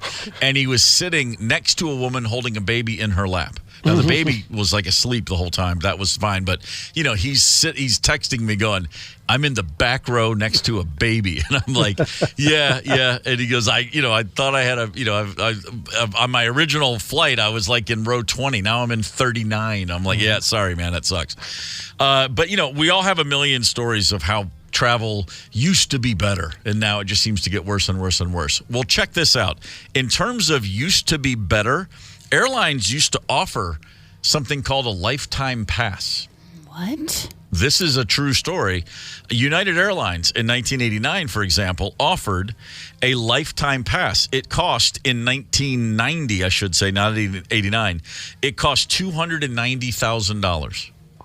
Now, that's a lot of money in 1990, but for $290,000, you flew unlimited for the rest of your life on United. Wow. That's pretty cool. And they can't bounce you. I mean, if there's a sold-out flight, you get precedence. You're giving them $290,000. You have carte blanche. And several people took advantage of these. I know American had a similar deal, and I have a friend who knows a guy that has one of those on American, has had it since the late 80s. But check this out. On United Airlines, a dude named Tom Stuker in 1990 bought that pass for $290,000. He is a car dealership consultant. And since buying that pass, he has flown over 23 million miles. Good for him. At least he's using it. 23 million miles. Do you know any million milers? They travel a lot for 1 million miles. It's a lot. 23 million miles. 33 years later, he sits in seat 1B on every flight he takes. Same seat, no matter where, no matter when. They will move someone out of that seat if he says he's coming. Wow, he just gets on the plane and goes, yeah, excuse me, you're in my seat. Pretty much. He's 69 years old, and he says it's the best investment of his life. Check this out. He's gotten so many miles that basically anyone he knows, he can just pick up their tickets with miles. Like he get as a gift. He constantly gives people free travel because he can never use all of the miles he's accumulated. In fact, he donated in an auction. He put 450,000 miles into an auction somewhere in the 90s, and the winning prize was he got to be a guest in the background of a Seinfeld episode. What? You're a cool guy. Yeah. I mean, he's just been doing this. He's been to 100 countries. He said he and his wife have now taken 120 honeymoons because they just go anywhere at all times. But check this out. The airline, United Airlines, they've totally embraced this guy. They have asked for his input in the menu at their lounges, the Polaris clubs for like first-class customers. They have a Mercedes-Benz at the airport tarmacs at all international airports for VIPs, and anytime he has a connection, it's waiting for him. So he doesn't walk through the terminal. He walks down a flight of stairs into a car, and that takes him to the other plane every time. Dude, he is the definition of a real catch. Yeah. It's incredible. Still taking full advantage of that. And it's funny because the guy that did that, my buddy and my friend John knows a man who did the same thing with American Airlines. And that guy, there was a big story a few years ago because American revoked his lifetime pass because they said he was abusing it. And what he was doing was he was gifting, the lifetime pass the guy in American had was him and a companion. So he has two seats on any plane. And this guy was giving flights and taking people. He would meet someone. He would bump into someone or be introduced to a perfect stranger. And if he heard the person say, well, my dad's in a hospital in Providence, but I can't go, he'd go, oh, well, I'll take you. Let's go. And he lived in Chicago, and he would literally fly with a stranger. Wow. You can fly with me. It's free. Let's go. And which is a great thing to do, but he was doing that all the time. Like every time he got on a plane, he was with someone else. And finally they're like, who are these people? And he's like, I was just helping helping him out, and American revoked his pass because they said the fine print, you're not supposed to do that. But he had been flying people all over the world on his own. I can't think of a. You're not kidding. For $290,000, now granted, that's a ton of money. And back then, that's probably worth closer to $1 million now than even $500,000. But in 33 years, to just never have to question whether or not you have a seat on a plane and just go anywhere, anytime you want, it's inconceivably cool to me. Yeah, that's an incredible investment. If you could do that. Yeah. What a dream. Yeah, it really is. I have a buddy who's an attorney for Delta Airlines, one of my very close friends, and he's senior level. He's been with them for 30 years, and he has that with Delta for life, and he has with his wife. It's a companion, and when he got to that top level, that's when so for the last decade or so, he could always get on any plane he wants. I mean, he works for the airline. He's got to go somewhere, and so like when I would be on tour in the 90s, he'd just show up in like Prague at a gig. I'm like, dude, what's up? He goes, I just never been here. Thought I'd come over. Cool. Took 3 days because he had that. But he's still working all the time. He's a full-time attorney for Delta. And as his career advanced, as he got higher and higher, the perks got better. So it was probably 10 years ago where it went from you can fly first class anywhere you want for as long as you're an employee. And then he hit that line where it's like for the rest of your life, even after retirement, you and a companion, golden ticket for life. And so he has taken great advantage of it. But the coolest thing ever is what he did for his sister, who's a public school teacher in Atlanta, Georgia. She's like a middle school teacher. She's in her 50s, scraping by like a public school teacher would. Mm-hmm. And he enabled her to take a year off. She took a year away from work, and she got his golden ticket for the year. He assigned it to her. To travel the world. And so she was, who gets to do that? So she went to something like 80 countries in a year. She spent the whole year bouncing around the world, and it was as simple as she could walk into any airport and just go, where do I want to go today? And then walk up to the Delta and all their partner airlines and say, hey, I want to go to Manila. When's the next flight? And they'd put her right on in first class. Mm-hmm. Nope, didn't have to plan a thing. And the coolest part is you're thinking, well, it still costs a fortune even if the flights are free. No, because there was all these Facebook groups where teachers all around the world, they give you a room. Like, hey, I'm traveling. Does anybody have a guest room? And it's like Airbnb, but just for teachers, and it's free. Oh, so she was meeting other educators everywhere she went, and they'd put her up, cook her dinner. She then did the same in return. Like she'll hear from people, and they'll say, I'm going to be in Atlanta. She goes, I got a room for you. Let's go. So she bounced around the world for 10 months. And spent like hardly a nickel. All she paid for was food and drink. God, what a life. And it's, it really is. It's like, and she knew fully well, like, I'll never have this again, so I'm going to take full advantage. And I think about that. What an incredible opportunity. Mm-hmm. And someone who's just, and she's just such a dedicated teacher, as most all of them are. And what an amazing thing. It's just the coolest story. I was so happy when she was doing that. It just warmed my heart to no end. Just envious. Think how cool too to just live out of one simple bag. Yeah. Yeah. And just seeing things and meeting people and doing all that. I mean, just think about that. Like if you had the year pass, do you think, assuming, okay, I know your kids are younger, but let's just in a vacuum. You get the 1 year pass. You can go anywhere you want. Candice, are you literally out for the whole year? Absolutely. I actually, I don't know if you guys, whoa, I'm talking here. I just wanted to make sure you were paying attention. Okay, go. What was that? I don't know if you guys ever mourn your own life, but sometimes I do. And I was thinking about that. I have been very lucky to travel to Europe and live in Italy and do all these things. And I was just thinking, how carefree it all was, and I just didn't care. I just wanted to meet people. I didn't have any money really, and I just wanted to go have fun. And now when I go back, it still will be awesome and unique and beautiful, but I'll probably go with like my husband, and it's like going to be just different. Like, yeah, because then you can't flirt with all those Italian men. Argue about where to go for dinner. Yeah. Well, just I can't do what I want. Or, you know what I'm saying? You're getting me in trouble now. No, I just think that by the time that happens, assuming there is a husband, that it will be what you want, and then you will have a great time in a very different way. It'll just be different. It's not going to be any more that Candice bury me in a Y-shaped coffin wheeler. It's going to be Candice is an astute family woman now with proper respect entitled. So, yeah, no, I mean, would you just want to, I'm just trying to think about that. You get 1 year. Would you think in your mind, I'm going to get to as many countries as possible, or would there just be like, because it's also cool to think about taking 2 or 3 weeks in a bunch of places so you really get a feel for it.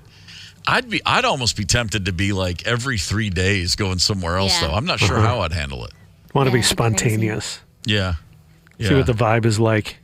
Can you imagine if, like, you're like, okay, I've always wanted to go to Spain. I'm going to go to the west coast of Spain, Vigo. And you get there, and, like, the first day you meet, like, your dream man or woman, and then, like, you look up and it's, like, 6 months, and you're like, oh, crap, I was supposed to be traveling, and now I didn't even realize it. I mean, what a thing, though. I cannot imagine how cool it would be to just know I'm walking into any airport and just going. Yeah. What if you get the year pass and then you tear your Achilles? Oh gosh, that would suck. Well, the way it worked for my buddy Larry, because when he got that golden ticket forever, he wasn't married, and so his companion thing, you can't. The way they work for him, he couldn't take someone different every trip. You have to assign it to somebody, but you can change it every year. But it's like if he puts your name on it, you have it for 12 months. And of course, when he was telling me about this, I was like, that's Steven with a V. Let's go. And he was laughing. But he gave it to his sister, and then I believe another family member. And then he got married, and so then it's automatically his wife now. And it's like, but they don't have to be together. I mean, she too has the exact same thing. She can just, bounce and go anywhere. I really don't regret not having worked for an airline on any level except that one. Boy, that would have made it worthwhile if one day you're just like, oh, I can just unlimited go wherever the hell I want forever. Yeah, that's pretty awesome. That is not at all. That's not a peanutty situation. I feel like it would just turn me into a stalker, though, because I would just, figure out where Ozzy is and just like go there. Okay, listen, if this sort of thing occurs, and if you get this opportunity, please don't stalk Ozzy Osbourne. There are, do you know there's like several billion other people on the earth who are also kind of interesting and fascinating? We're on a clock here, I gotta meet the man. What if they you get can it meet off? him, but you can meet him, bring him some compression socks, and then keep moving. I mean, circulation's important.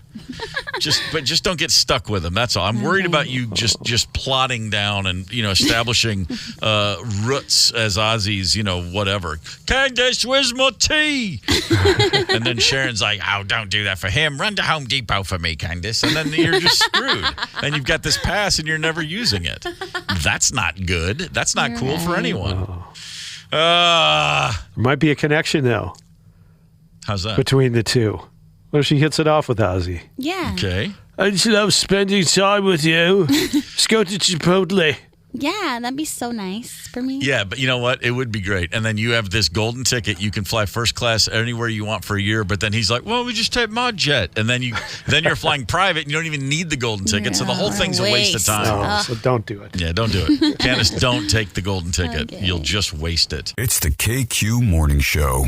92 KQRS. Zep, Tony, Candice, and Steve Gorman are the KQ Morning Show. 92 KQRS. I'm Steve Gorman. This is the KQ Morning Show. Wednesday, February the 21st. Zep is not feeling it today. Having a rough morning, so he took the day off. Hopefully he's back tomorrow. Get well soon, Brother Brian Zep. In the meantime, okay, is it Gila Monster? It's not Gila Monster or Gia. Is it Gila? How do you Gila? How do you pronounce that? Gila Monster. What? I think so. I used to say Gila Monster. It's okay. Well, whatever it is, Gila Monster, Gila Monster. Somebody out there knows. It is a Gila Monster is a carnivorous reptile. Candice, it's like a giant lizard.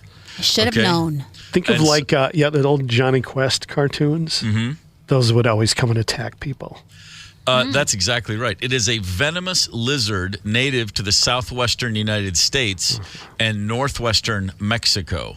It's generally not something people are too worried about. It's a pretty sluggish animal. They rarely pose a threat to humans.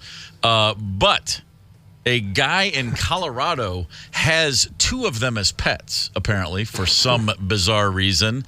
And this man, he was bitten fatally by his own Gila monsters. He was taken to the hospital last week and died on Friday. And it was the juvenile of the 2 pets. Thing's only 12 inches long. Just like with a venomous snake, you'd much rather have an adult snake bite you than a juvenile snake, because the adult knows how much venom to put out into anything it bites, where juvenile snakes just throw the whole load into you. So, like, if you see 2 rattlesnakes and you have to step on one, step on the bigger one. The little one will just put all of its venom on that bite, and you're way worse off. And apparently that's what this Gila monster did. You need a license to own a Gila monster. Boy, I just can't imagine that feeling of, I love these animals, they're so cool. Oh, crap. And then like, uh-oh. That's not good. Give us a kiss. They have those weird darting tongues. Yeah, they do. Yeah. Whew, man. I am not a fan of our reptile friends. I've never seen a reptile yet that I want to have anything to do with. That's just me.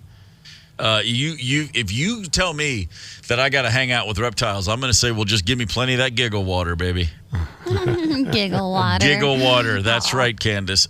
Back in the roaring 20s, not the current 20s, 100 years ago, that was a delightful term used to describe liquor or any alcoholic beverage. Giggle water. I like that. I feel like everything makes me giggle, though. So really, do I just get double giggles? I guess. I just want to walk into a bar one day and go, "Okay, Sam, how about some of that giggle water, huh?"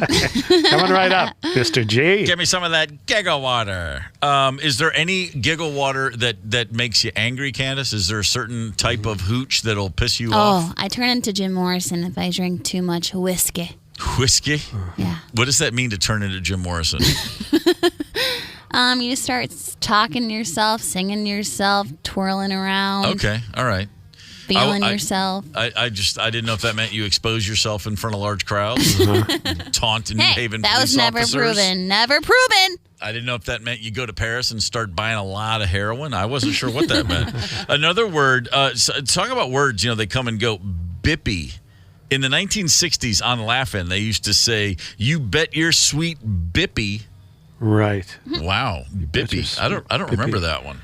Yeah, on that show, they did that. You bet your sweet Bippy. That was and they had the Fickled Finger of Fate Award. Say that again? Fickled Finger of Fate Award. The Fickled Finger of Fate Award. Okay. You bet your sweet Bippy. Oh, fair enough.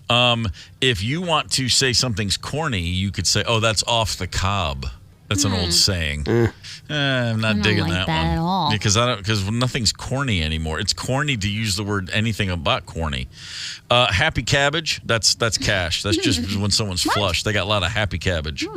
Yeah, I like that one. All right, giggle water. I'm going to bring it back. I'm feeling good about giggle water. I like giggle water. Every day towards the end of the show, we do a sports and music history lesson. But check this out. Here's a few things that are not either sports nor history related, but I find fascinating. Okay? That happened on this day. Check this out. In 1931, Alka-Seltzer was first introduced. 93 years ago, Alka-Seltzer. You find that fascinating, do you? Yeah, I didn't know they could make things like that dissolve in water that long ago. But here's the really crazy part. You remember the Plop Plop Fizz Fizz jingle? Oh, what a relief it is. You remember it. Sure. Plop Plop Fizz Fizz, oh, what a relief it is. That jingle that ad campaign was devised by actress Julianne Margulies' father. Julianne Margulies? Julianne Margulies. I knew I was doing it wrong. From ER. And The Good Wife. And The Good Wife. Her dad came up with that jingle. Oh, how about that? Go figure. I don't know. I think it's always good to find out things you didn't know. How about this? The first self-developing instant camera was introduced on this day in 1947, and it was called by its inventor a Polaroid. The first time you could just and then shake a picture, and then you get a picture. Yeah, I love the Polaroid. How long do you think it took when he developed that camera and it worked, and he was taking a piece like, oh my God, boom, picture of the dog, and there it is. 2 minutes later, and boom, picture of my Philco radio. There it is. How long before he went, honey, take your shirt off. Yeah, seriously. It's first, it's what's going to happen. Of course. I sometimes if we have a girl gathering, with the Richfield 7, Richfield 7, we'll bring sure. one of those kinds of cameras just for nostalgia. So we used to just all of our rooms, our walls were just covered in dumb photos of us taken Here's by us. My daughter Marley is a big fan of the rebooted small instant cameras of the last decade, and the wall in her bedroom. She has one wall in her bedroom that's completely covered with those pictures. Nice. I mean, it's a couple thousand of them probably. Yep. She and it's the same thing. All the gals. Yep, They're not yep. the Richfield 7. They're the Nashville Mean Girls, I call them. No, I don't actually call them that. But I used to date a mean girl. Her name was Rosemary. And when we were first together, she was the one who was always like, look, we're not a couple. And I'd be like, I know. I didn't say we were. But she's like, I can just tell you're trying to. And I was like, I'm not trying to lock you down, lady. Because she had just had a painful breakup when we started hanging out, and she was just convinced I was just trying to, and of course the tables turned at some point, and I'm like, I don't want to be in a relationship. She's like, what the hell are you talking about? Anyway, we went to see a movie in 1989 together. I loved every minute of it. It was called When Harry Met Sally. And it was so charming, and it was so funny, and it was just great. And the movie ended, and we walked out, and I was like, man, that was hilarious. That was great. And I'm just thinking about how funny it was. She goes, yeah, you're just thinking, oh, that's going to be us one day. Like, she just, like, and I was like, wow. And I said to her, I said, what are you, some kind of Gila monster? I didn't say that. I said, what is wrong with you? I just enjoyed the movie. She's like, I know. She was just a little, she's just a little worried, and I get it. I mean, guys were always hitting on her, and it was just a thing, and, she just felt, but we worked it all out, and oddly enough, we've been married forever now. So, but Harry Met Sally, if you remember seeing it that first time, it really was, First and foremost, even better than heartwarming, it was just hilarious. Well, it's a quintessential rom-com. Bruno Kirby and Carrie Fisher, the greatest side couple in a rom-com ever, probably funniest anyway. And every bit of it is so funny and so endearing. And Rob Reiner, of course, directed that film. Our good friend Rob Reiner, who we had on the show a few months ago, I think we exchanged texts all the time now. Well, actually, that's not true. I just wish we did, because man, I love talking with him. He gave an interview recently, and he said, "Oh, When Harry Met Sally, yeah, we changed that. In the original version, they don't end up together." No. What? That's a fact. When they were when they were preparing to make that film, the original script that everybody signed off on and agreed on was that they don't end up together. Well, that's no fun. They're friends. They keep intersecting, and then at one point it just ends, and it's more of a bittersweet, like, isn't this how life goes? It seems like it should have worked, but it didn't. Aw.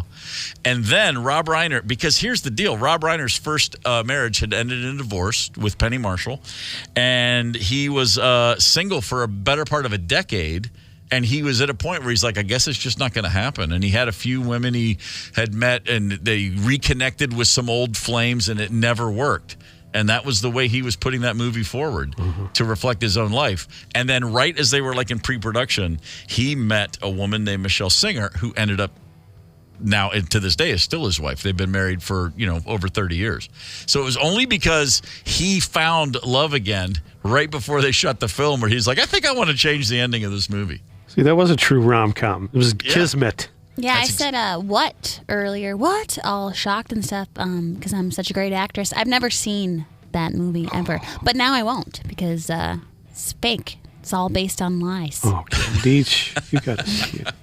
It's all fake. It's all based on lies. A girl who listens to Black Sabbath records. Whoa, all right. I'm sorry. Pump those brakes. They're writing some lyrics that I don't think they're out there doing all. They're not in a coven, whatever you'd call it. You've never seen When Harry Met Sally, really? Nope.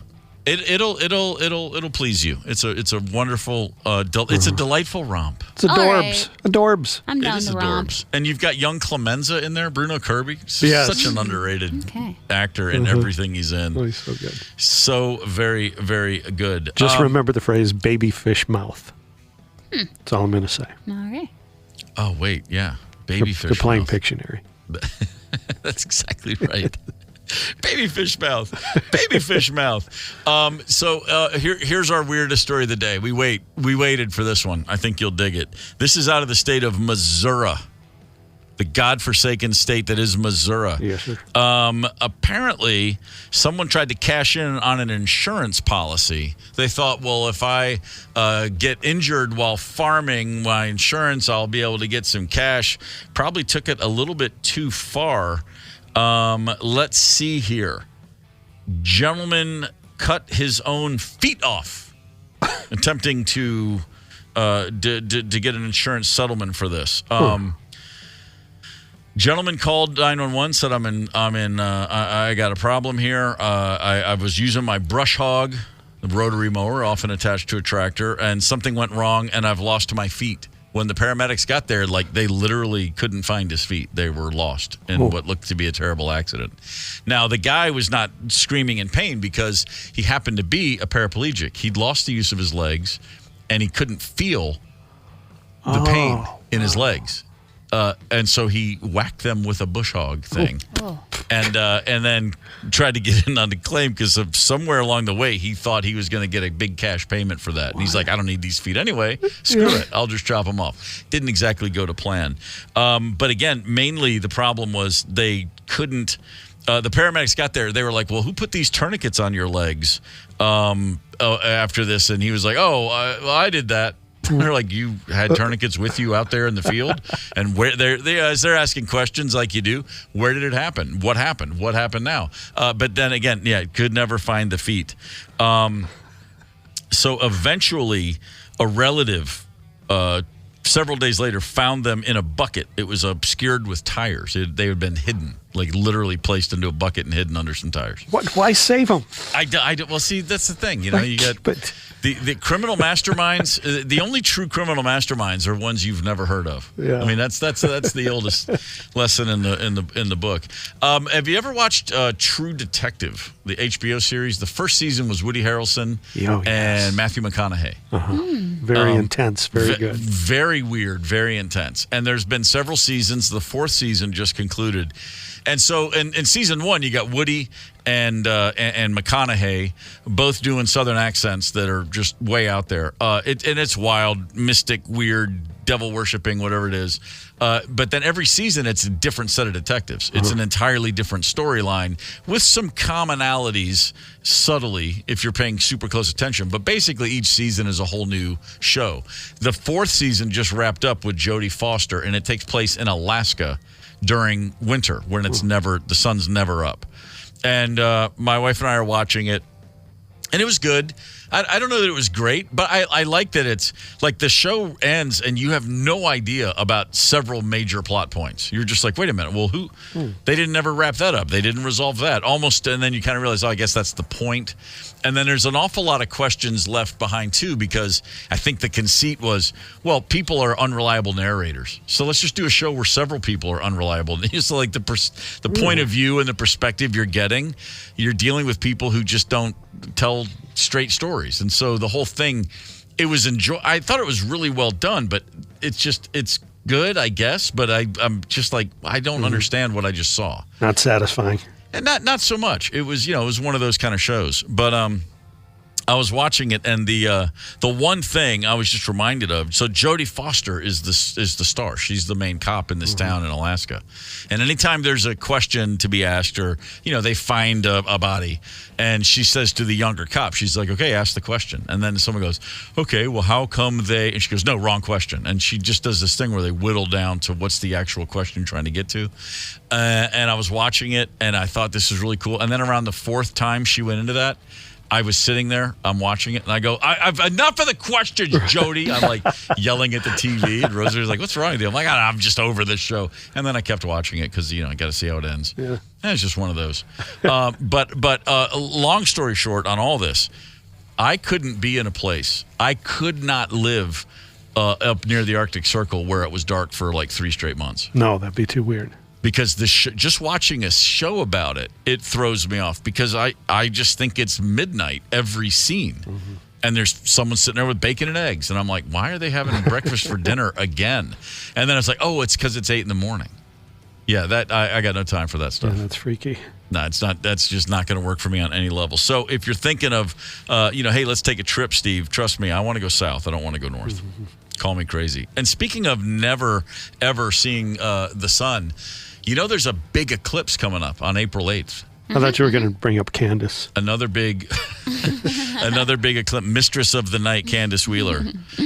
There's a big eclipse coming up. Full blockout of the sun. Wow. It's not going to happen here, but like through Texas and Arkansas and up in some parts of the middle central belt of the country, there's going to be another full eclipse. There was the last one, I think, was in 2017 or 18, and that one hit Nashville. I saw that go totally black during the day. It was pretty fascinating. But there's another one coming up that is just such a bizarre sort of experience. If anyone out there is going to be, if you have a chance to get in the range of totality where it's going to go, it's drive 100 miles if you have to. Go check it out because it's a weird experience.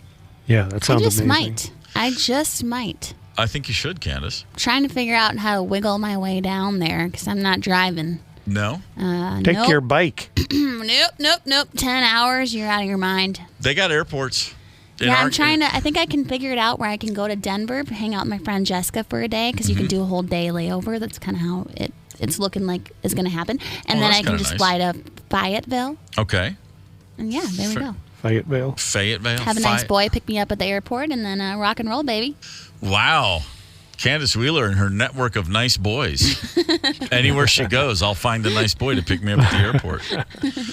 Candice, you are an exercise fitness workout guru. What do you think of this new study that says if you skip working out all week but just go really hard on weekends, you pretty much get the same benefits? Yeah, if you want to be miserable. Ooh, boy. Okay. I do enjoy a nice Saturday morning workout if I can, but otherwise I try to get her done during the week because I want to enjoy myself on the weekends. But I understand that that's busy for a lot of people. Right. A goal for a good week, just to maintain, not to get into marathon shape, but to be in decent shape and to maintain wherever you are.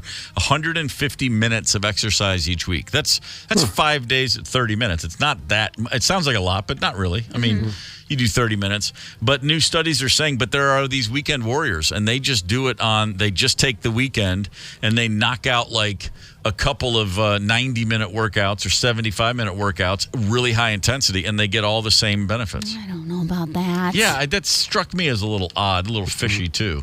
But what I was trying to do, what I'm planning to do, I should say, is I'm going to take Monday through Friday. Okay, I'm just going to take that off. And then I'm going to take the weekend off. And then we'll just see what happens. Okay? Is there a monthly plan? Yeah, I'm not sure. I'm convinced that I'm just the guy to prove that you can lose weight and be in great shape solely on a diet of Mexican and Indian food. I'm going to figure that one out. It's all attitude. Yeah, from your lips to my stomach's ears. Let's hope so. I'm excited. I'm teaching my first spin class today after it's been a while. It's today? Halloween. Right. Yeah. What time? Noon. You want to come? No, God, I've done one spin class in my life, and I was just the film of that day is called When Hell Was in Session. I've never been more miserable in a physical fitness activity than a spin class. I'll play some AC/DC. It wasn't the music that got me. It was just I just don't have the temperament, the mindset for that. Yeah. Sorry, but I love that you're back on the bike. Have a great time. Yeah, it's going to be groovy, man. It is going to be groovy. Why don't we look back, however? It is February 21st, and on this day in 1979, a pretty legendary high school basketball game went down in the state of Iowa. It was girls basketball. Girls basketball, up until 1993 in Iowa, was 6-on-6, not 5-on-5. And it was not what you're picturing basketball to be. It was 6-on-6 where each team had 3 girls who only played defense, and at the other end of the court, they had 3 girls that only played offense. So when the defensive team got a rebound or a steal, they dribbled to half court and handed it off to an offensive teammate who then went back and attempted to score. Girls basketball, 3-on-3, 3-on-3, 6-on-6 was really weird, but that carried on in Iowa till 1993. Carried on in Oklahoma, the last state to go to 5-on-5, in 1995. a really bizarre thing. I used to see teams in Tennessee play that way. Always very strange. But on this particular day in Iowa, 2 teams played, and the final score of the game after 32 minutes, 4 quarters of 8 minutes each, was 0-0. I mean, that's a defensive struggle right there. Yeah. And then they went to overtime because they figured there was a reason to play overtime. And it took 4 overtime periods to get a winner. Final score 4-2. Wow, not real crisp shooting. Not crisp shooting, but again, hellacious defense. I mean, just straight jacket defense from those 3-on-3 half-court stallions. Get the KQ Morning Show podcast wherever you listen. 92 KQRS.